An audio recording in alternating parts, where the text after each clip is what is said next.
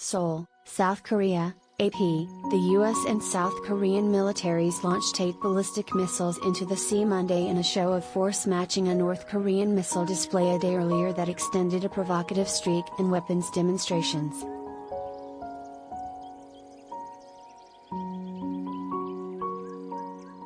The Allies' live-fire exercise involved 8 Army Tactical Missile System missiles, 1 American and 7 South Korean, that were fired into South Korea's eastern waters across 10 minutes following notifications for air and maritime safety, according to South Korea's Joint Chiefs of Staff and U.S. Forces Korea.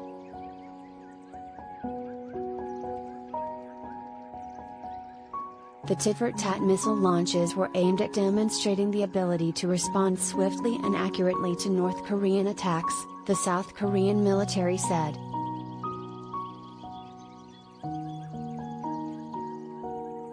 The South's military on Sunday detected North Korea firing 8 short-range missiles over 35 minutes from at least 4 different locations, including from western and eastern coastal areas and 2 inland areas north of and near the capital, Pyongyang, in what appeared to be a single-day record for the country's ballistic launches.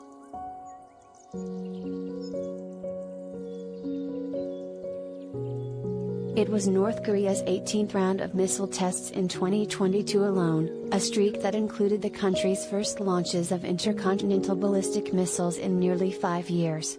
South Korean and U.S. officials also say North Korea is preparing to conduct its first nuclear test since September 2017 as leader Kim Jong-un pushes a brinkmanship aimed at cementing the North's status as a nuclear power and negotiating economic and security concessions from a position of strength.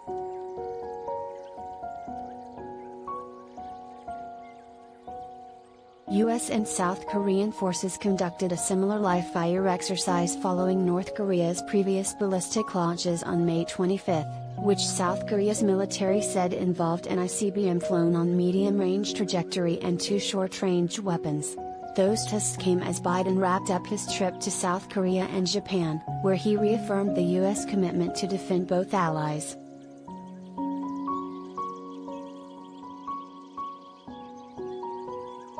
South Korean President Yoon Suk-yeol during a speech marking the country's Memorial Day on Monday said his government would pursue fundamental and practical security capabilities to counter North Korea's growing nuclear weapons and missile threat.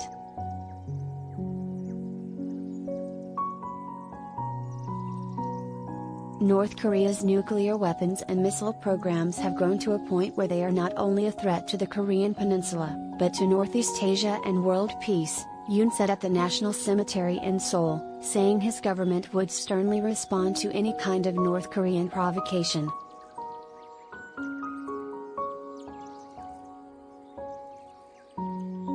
Yoon, a conservative who took office in May, has vowed to strengthen the South's defense in conjunction with its alliance with the United States. His goals include enhancing missile strike and interception capabilities and resuming large-scale military exercises with the United States, which were suspended or downsized in recent years to create space for diplomacy with Pyongyang or because of COVID-19.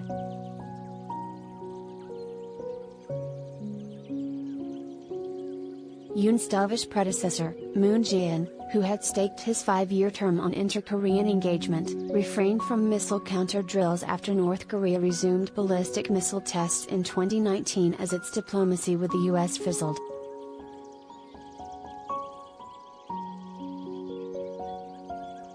North Korean state media have yet to comment on Sunday's launches. They came after the U.S. aircraft carrier Ronald Reagan concluded a 3-day naval drill with South Korea in the Philippine Sea on Saturday, apparently their first joint drill involving a carrier since November 2017, as the countries move to upgrade their defense exercises in the face of North Korean threats.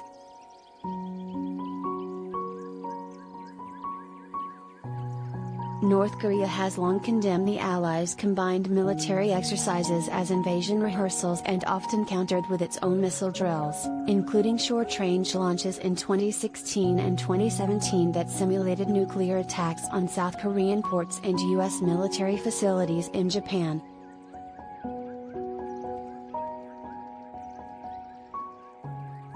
Hours after after the North Korean launches, Japan and the United States conducted a joint ballistic missile exercise aimed at showing their rapid response capability and strong determination to counter threats, Japan's defense ministry said.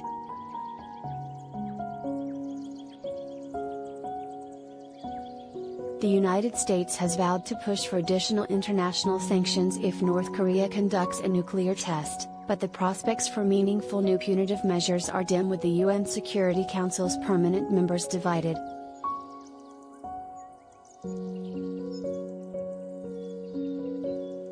Russia and China vetoed a US-sponsored resolution that would have imposed additional sanctions on North Korea over its latest ballistic test on May 25, insisting that Washington should instead focus on reviving negotiations with Pyongyang.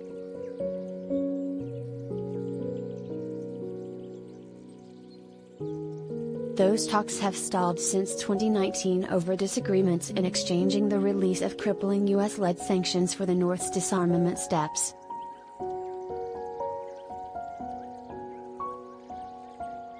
Despite facing harsh challenges at home, including a decaying economy and a COVID-19 outbreak, Kim has shown no willingness to fully surrender an arsenal he sees as his strongest guarantee of survival.